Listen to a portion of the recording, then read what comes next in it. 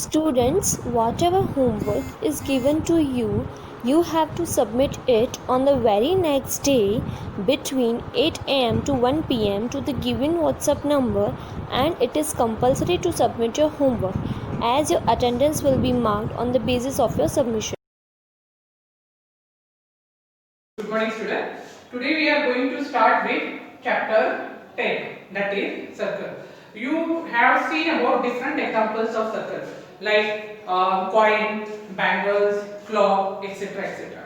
You know about it. Now we will discuss some of these terms which are related to circle. Now first is the circle. Circle is the collection. This is the practical representation of circle. So circle is the collection of points which are equidistant or which are same distance from the fixed point. That is known as circle. Circle is a collection of points which are at the same distance from a fixed point. That is known as circle. That fixed point is known as center of the circle. That fixed point is known as center of the circle. The distance of any point on the circle, the distance of any point on the circle from that fixed point is known as radius. In other way, the line segment joining the center of the circle to any point on the circle is known as radius of the circle. So here OP is the radius of circle. Now next is chord.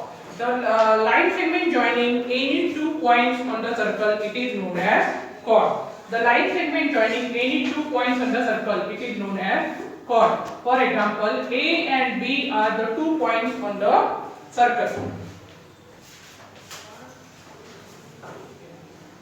The line segment joining these 2 points A and B, that is known as chord of the circle. Chord of the circle. So AB is the chord of the circle.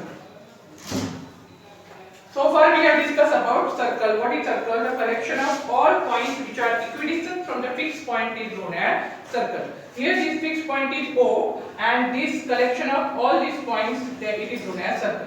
The distance of any point on the circle from the that fixed point center of the circle is known as radius. The line segment joining any two points on the circle is known as chord. Now next is diameter.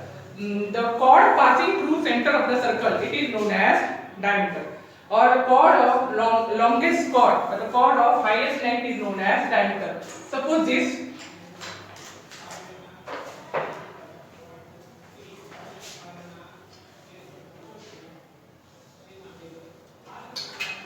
PQ. PQ is the chord. PQ is the chord which is passing through. PQ is the chord which is passing through center of the circle, and it is a chord of longest chord or maximum length. It is known as diameter of the circle. Now next is circumference. The length of circle. The length of the circle. The length of the circle can be measured with the help of thread. Thread. You can measure the length of the circle with the measure of the thread. It is known as circumference of the circle. Now next is arc. The region of the circle between any 2 points. The region of the circle between any 2 points is known as arc. Suppose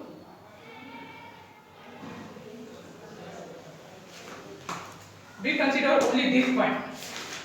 So this region, AB region, it is known as arc. AB region is known as arc. The region between any 2 points on circle is known as arc. Arc is again divided into 2 types. First is minor arc and major arc. So this AB is the minor arc, while rest part, if you consider this part,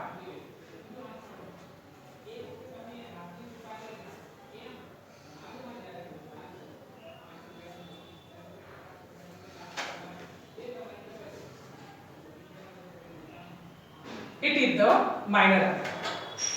This part is the minor arc. For representation of minor arc, we may need one more point, let it be C. Now arc is represented by the symbol this. Minor arc, it is written as AB, and major arc here it is written as ACB. ACB. If only AB is written, then you have to add that it is a minor arc. Now next part is segment. The region between.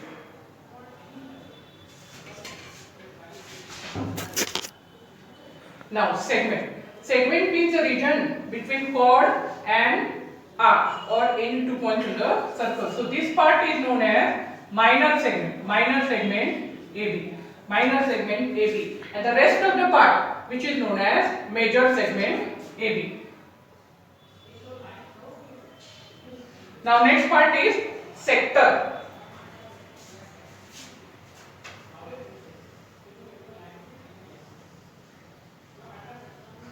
O is the center of the circle. A and B are any 2 points on the circle.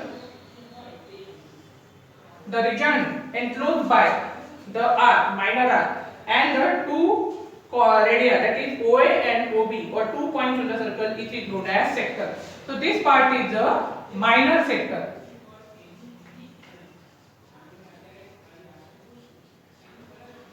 And remaining part, this part is known as major sector. Now this circle divides this plane of this blackboard in 3 different parts. First is the circle itself, interior of the circle, and this part is exterior of the circle. So far we have discussed about circle, the collection of points which are equidistant from the same point, and that same point is known as center of the circle. The radius means the distance between center and any point on the circle is known as radius. Next is chord. The line segment joining any 2 points on the circle is known as chord. The next, diameter. The longest chord of the circle is known as diameter. Circumference, the length of the circle, it is known as circumference. You can measure the length with the help of thread. Now next is arc, minor arc. The region between 2 points is known as, the length of between 2 points is known as minor arc.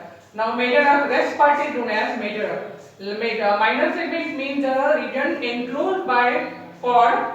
The region enclosed between chord and minor arc, and this part is, remaining part is major segment.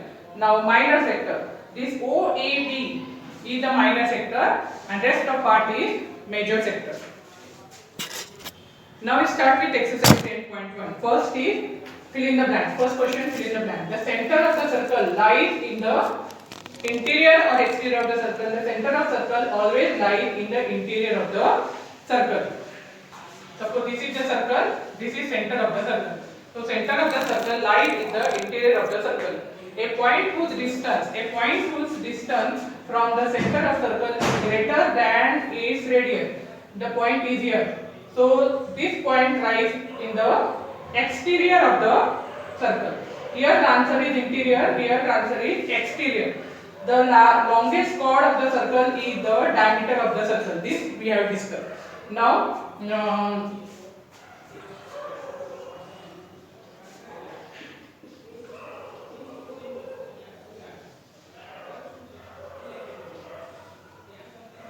next part is, an arc is that when its ends are the ends of a diameter. The arc is semicircle arc. The arc is semicircle arc. Semi means 50%. 50% of the arc, half part of the arc. The arc is semicircle arc when its ends are the ends of a diameter. The segment of a circle is the region between an arc and chord. Arc and chord. The circle. A circle divides the plane on which it lies in 3 different parts. First is interior of the circle, circle itself, and exterior of the circle. Now next question is write true and false. Now line segment joining first. Line segment joining the center to any point on the circle is the radius of the circle. So this is true. The line segment joining any point on circle with its radius is the with center is radius of the circle. This is true. Next is, the circle has only finite number of equal chords. This is false because we can draw infinite number of chords within the circle. A circle is divided into 3 equal arcs. Each is major arc. This is also false. The circle is divided into minor arc, major arc, or 2 semicircle arcs. A chord of a circle which is twice as long as its radius is diameter of the circle. This is correct. Sector is a region between chord and corresponding arc. This is false. Sector is the region between chord and corresponding arc. So this part is segment. A circle is a plane figure. This is true. Now we study about the angle subtended by a chord at a point. So this is a circle with center O. This is a circle with center O. PQ is the chord of the circle. Now we see about the angle subtended by the chord at a point. R is any point on major arc of the circle. R is any point on major arc of the circle. So angle subtended by chord PQ on any point, that is the point on any major arc is angle PRQ. Angle PRQ is the angle subtended by chord PQ in the major arc. Angle POQ.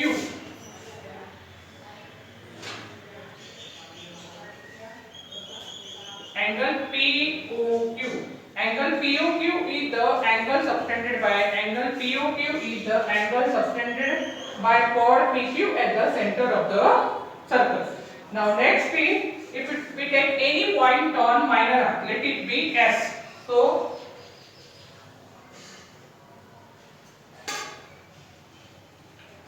angle PSQ. Angle PSQ is the angle subtended by chord PQ in the minor arc.